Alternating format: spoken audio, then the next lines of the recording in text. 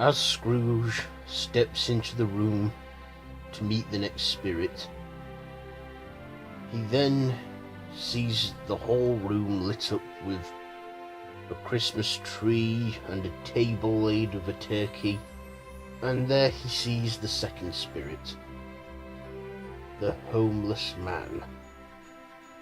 "Ah, hello there, Ebenezer, or is it Ed?" "Do I know you?" said Scrooge. "Well, yes, you walk past me so many times, yet you never noticed me. For the past 6 months, I'm the one you know." "I've walked past you." "Yeah, always been begging for change or something to eat, and you just completely walk past, not caring at all." "But hang on, how are you a spirit right now?" Well, well, how do you think I'm here as a ghost?" "What, you died?" "Well, let's not worry about me now. Come on, Ed, I have much to show you and not a lot of time to do it." "So, what are you then?" "Oh, of course, I forgot to say. I am the ghost of Christmas present. So let's go." Okay, but where?" "Well, I'm the ghost of everything that is, so we're not actually travelling anywhere. Well, not through time," said the spirit. Scrooge is then walking in the streets with the spirit. What is this? Well, it's Christmas morning, of course. Everyone is happy and wrapping the presents. Oh, but look, not everyone's as happy, are they? What are we here for? We're an elderly couple, the Oldmans. "Oh, it's absolutely cold," said Mrs. Oldman. "I know, that bloody Scrooge. All he cares about is money. Oh, well, he wouldn't like being in debt and having things taken from him on, well, Christmas Day." Well, Mrs. Oldman looks like she's really ill. Well, she would be. Elderly people, they're not the strongest. They don't have the strongest immunity system. Yeah.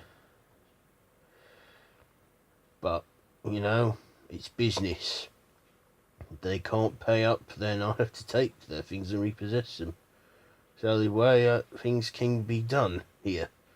Restoring order. Hey, but you just won't think about the unfortunate, will you? Come on, I've got more to show you. Then they see themselves in the lender's house. "Mum, Happy Christmas, darling. I don't care about presents, as long as you are here and Dad comes home at New Year. That's all I need." "Oh, love, I'm sure Santa's not forgotten about us. Yeah, it's Christmas morning, but, Father Christmas is a very busy man." Hey, the lender children, waking up with nothing under their tree because you took it all. "Mum," as a little boy came out and said, "has Santa been?" No, not yet. I'm sure he's been so busy he might have forgotten about us, but I'm sure he'll come." But we all know that he won't, will he, Ed? Maybe if you gave them that time that they were given, they could have paid their debts and you wouldn't have had to repossess their stuff. But of all the days to do it on, alright, I'll admit, that was a bit cruel of me. But I don't want to see this now. Show me My family. Your family? I thought you don't have time for family or friends. Just show me what Fred's doing, said Scrooge. They then see themselves in Fred's house. Waking up and coming downstairs, he looks at the presents that are all nestled under the tree. I'll go admit, said Scrooge, he has a good home, looked after and that. Then a woman comes down holding a baby, saying, Daddy, has Father Christmas been yet? Oh, happy Christmas, darling. As they both kiss. Fred, I don't know why you're still dwelling. You know what your uncle's like. If he won't come, he won't come. Fred has a kid, a daughter. Hey, yes, a lot you don't know about your own family, isn't there? Yeah, he has a daughter. Named her Bella after your sis. Named her Fran. Fran. Yeah, Fran Isabel Scrooge. Well, of course, like you say, you don't have time for family, do you? Well, at least I've got you two. That's all that matters to me right now. Plus, we're going to see your parents tomorrow, Boxing Day. So he's pretty happy and doing all right for himself. Hey, he is. Then Scrooge sees himself at the hospital. He asks the spirit, where are we now? You're in the children's ward of the hospital. What are we doing in here? Bob Cratchit walks past, saying, hey, hang on, that's Cratchit. Hey, well, what's he doing here? Why don't you have a look for yourself? Scrooge and the spirit walk into the isolation room where Cratchit heads. All right, son, says Cratchit. Guess what? What, Dad? Says Tiny Tim. We can go home. Can we? Just for today? Your mum's at home cooking the turkey. I just come to pick you up. All right. Yeah. Do you think by next Christmas I'll be a lot better? Yeah, I think you will be. I didn't know Cratchit had an ill kid. Oh, yes. He has like a leukemia. But that's something he can recover from, can't it? Well, I don't know. This hospital hasn't had a lot of good luck in getting money and budgets needed. But he's going to be all right, though, isn't he? Said Scrooge. I don't know. I see an empty chair at the table and the family line decreasing of one. Hang on, are you trying to say the boy's gonna die? I don't know, Ed. What do you think? I can only show you that what is now, not what will be.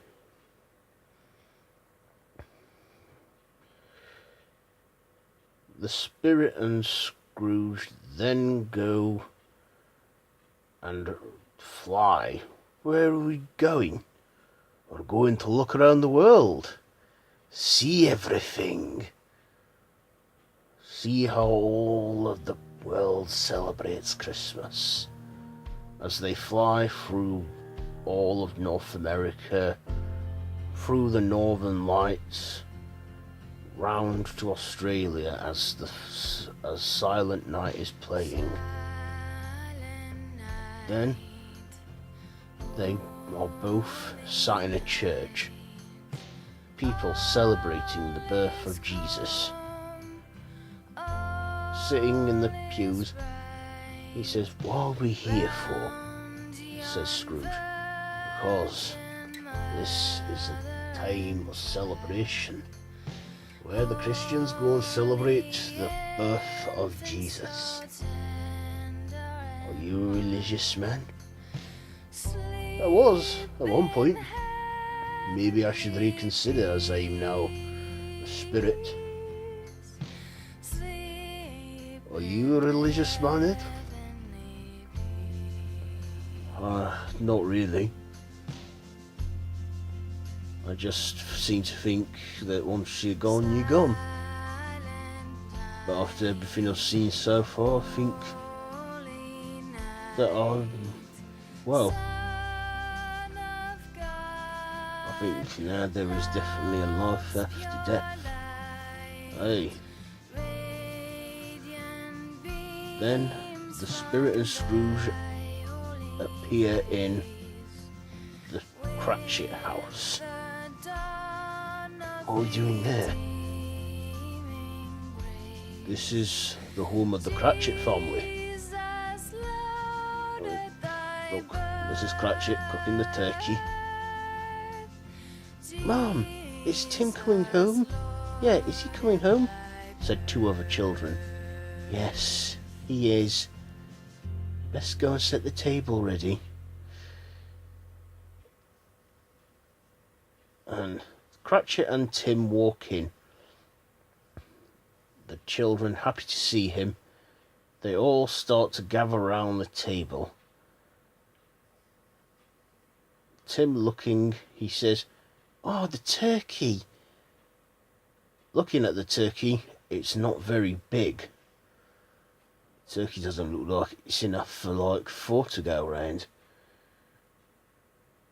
Well, you hardly pay Cratchit at all, do you?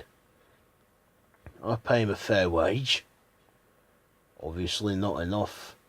See, they can't afford good treatment for him. Shouldn't we all be on the NHS? Yes, but the hospital and that don't get the funds they need, remember? Ah, yes. Now, let's toast to Mr. Scrooge, the founder of our feast. Bob. Oh, come on, the children. Yes, well, I don't think Mr. Scrooge's Christmas will be very merry. He can't even pay you a bonus at Christmas, let alone give you a raise, even though you've been working for him for the past 3 years. Look, I'm doing the best I can. Let's just all have a great Christmas and forget about all our problems today.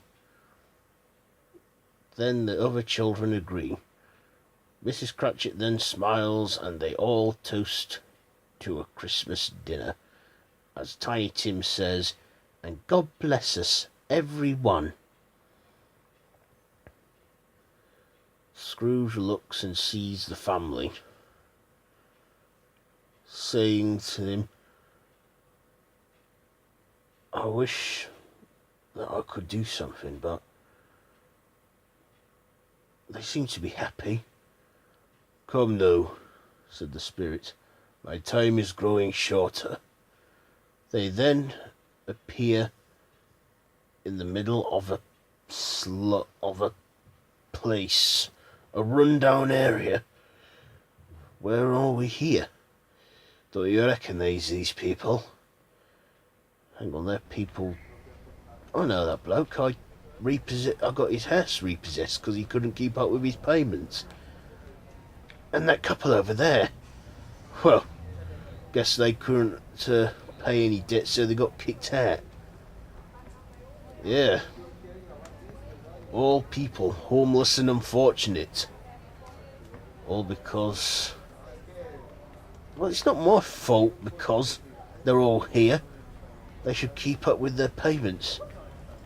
Yes, Scrooge, but you could make their lives a lot simpler by giving them time to pay debts instead of repossessing their things. You repossess everything they own, because to you, that's all life is to you. Money. Then, two spirits of children, a boy and a girl, walk from behind the spirit. Scrooge asks, "Who are these two?" The spirit says, "They're children. Children that died tonight, by the look of things, or at some point recently. Looking at the boy, he is ignorance, and the girl is want. And you should fear them both. Probably fear the boy a little bit more." He then says, "Why are you showing me this for?" "Because you need to learn the error of your ways." Then, as a bell in the distance is heard ringing, he then says, "Well, looks like my time is done. Goodbye, Ed. I hope the spirit of Christmas that is yet to come can change your ways." As he fades away with the two children ghosts, Scrooge then demands that he comes back. "Hey, hang on, where are you going? Come back here. Spirit, come back." A homeless person then says, "Are you shouting at thin air, sir?" No, I'm not. It's freezing out here." Scrooge then walks back to his flat. Walking up the stairs, he gets out his key and walks inside and starts to pack. There, Jacob Marley sits on the bed, saying, "Oh, is this it then? Is this your solution? Running away from all your problems?" Says Jacob, "I'm leaving. I'm not going to be here. If I'm not locked here, I'll start somewhere else again. Everyone seems to think that I'm the problem. Well, if they want to think that, they can. You can't run from this, Ed. Just watch me." Scrooge then goes all the way downstairs, goes up to his car and puts his suitcase in the boot and closes it. He then gets into his car.